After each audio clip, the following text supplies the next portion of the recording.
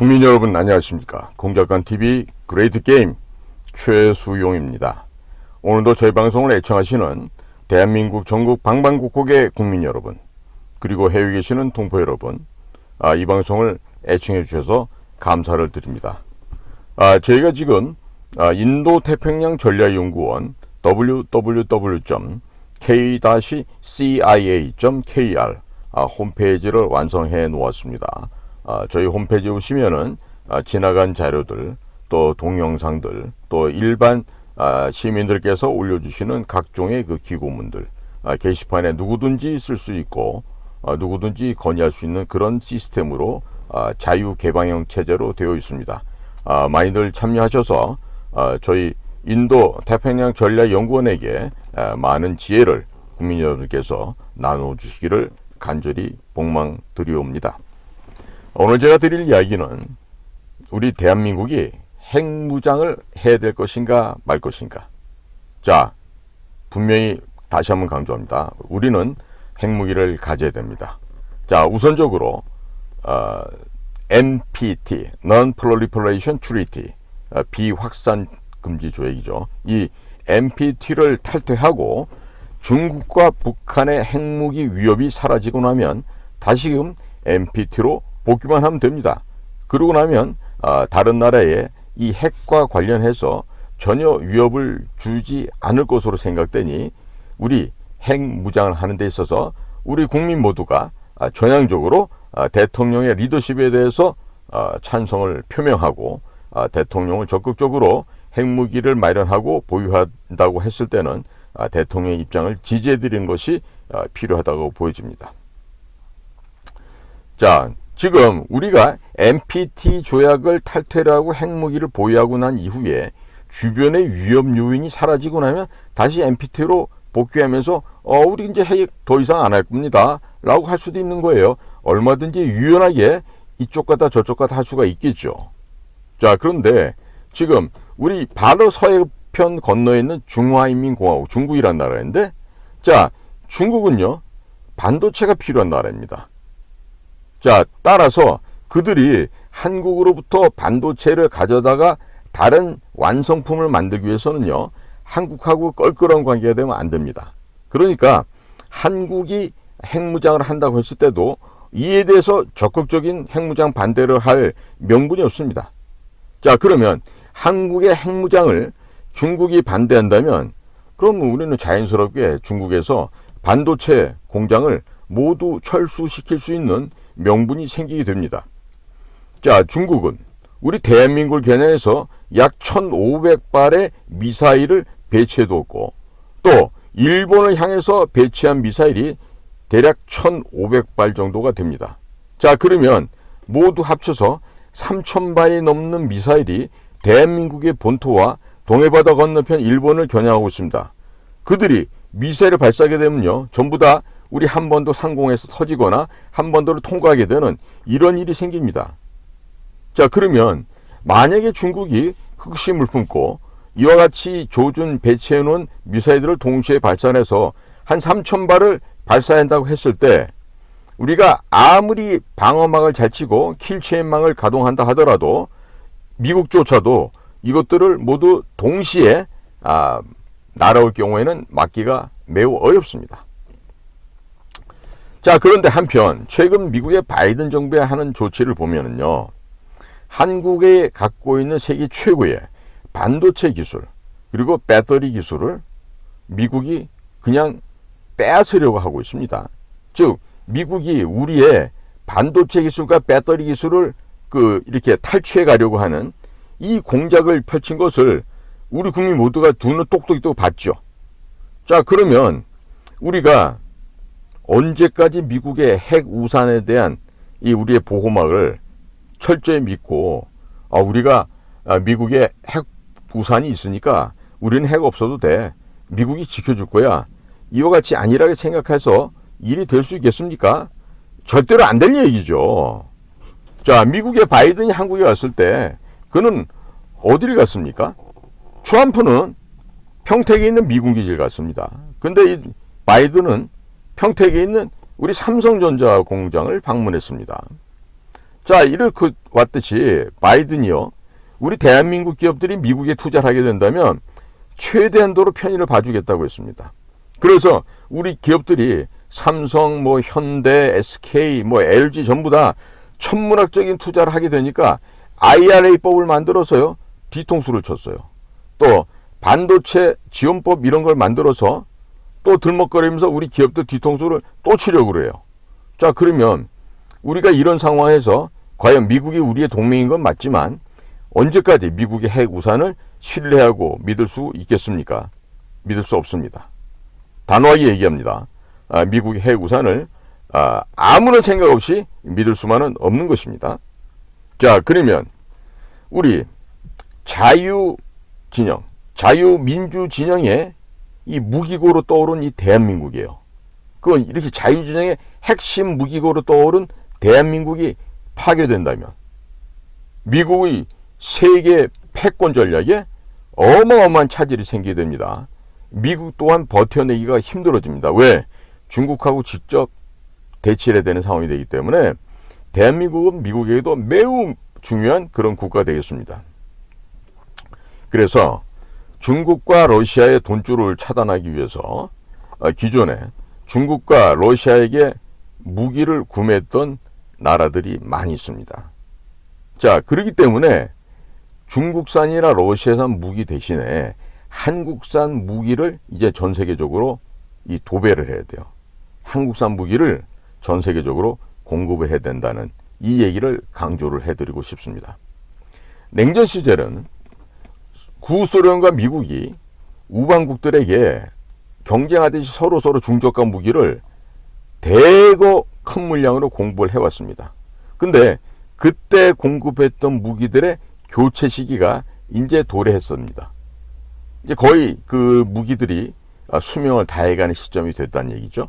자, 그렇기 때문에 이런 시장에 한국산 무기가 공급되어야만 러시아의 돈줄도 끊을 수도 있고 중국의 돈줄도 끊을 수가 있게 됩니다.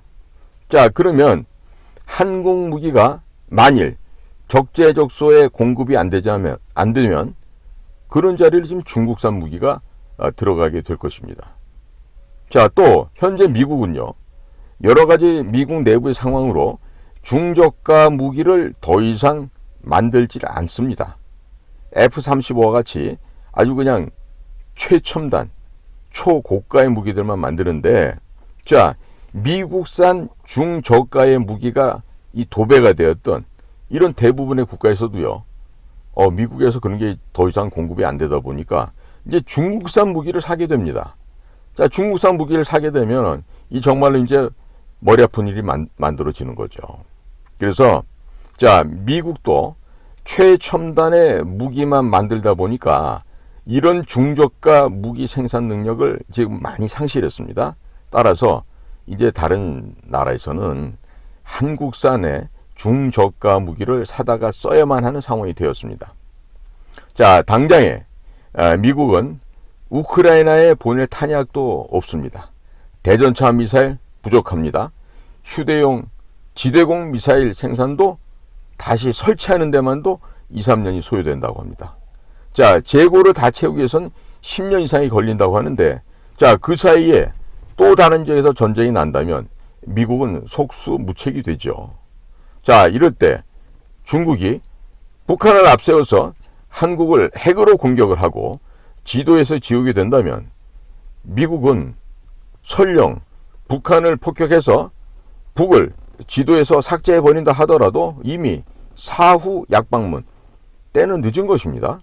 자, 한국이 사라지고 나면 미국은 러시아와 중국에게 겹겹이 포위될 수도 있습니다.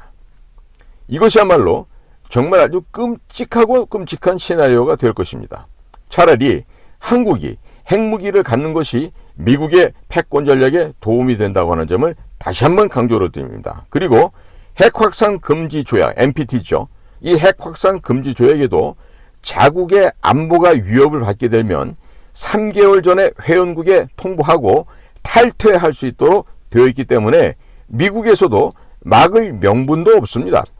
중국과 북한의 위협이, 이 핵 위협이 사라지고 나면 그때 대한민국은 핵 보유국이 나서 다시금 NPT에 재가입을 하면 됩니다.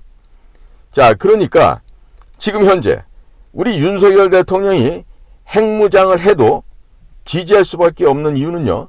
자, 미국이 호주에다가 버지니아급 핵 잠수함을 판매하겠다고, 기술을 주겠다고 했는데 실전 배치되고 나면 올해가 2023년인데요. 실전 배치되면 2040년 이후가 되어야 됩니다. 자, 지금 당장 중국 견제를 하기 위해서 호주에 핵 추진 잠수함, 핵 잠수함을 판매하는데 2040년 이후가 되어서야 필요하다고 하면 그것이 무슨 의미가 있겠습니까?